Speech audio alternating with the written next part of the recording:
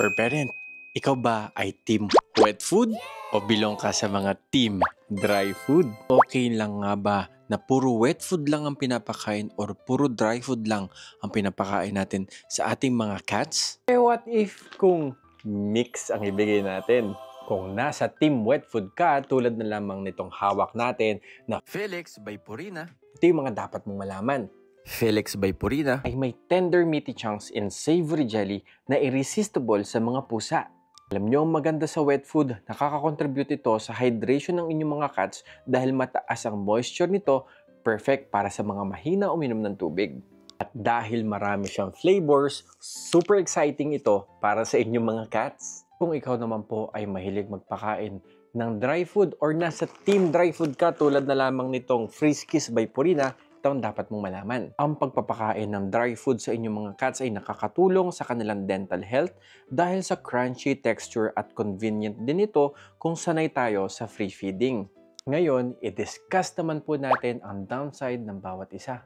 Kapag puro wet food po ang pinapakain ninyo, kulang siya sa dental support at madalas nagkakos ito ng pagkakaroon ng dental callus sa inyong mga cats. At kapag puro dry food naman, madalas hindi po natin nasusuportahan ang hydration sa inyong mga cats. Kaya alam nyo ang solusyon dyan?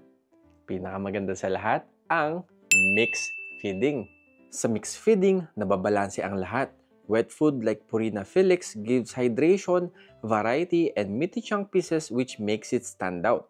Sa dry food like Purina Friskies naman, it helps with dental health for strong teeth and adds crunch. It also has omega fatty acids for a healthy coat. Together, it's a complete and balanced nutrition. Healthy na, exciting pa para sa inyong mga pusa. Alam nyo, cats are naturally playful and curious kaya bigyan natin sila ng mealtime na hindi predictable. With Purina, every meal becomes positively irresistible, trusted, affordable, and nutritious. Kaya ikaw for parent, huwag ka nang mamili kung ikaw ba ay sa team dry food ba or sa team wet food.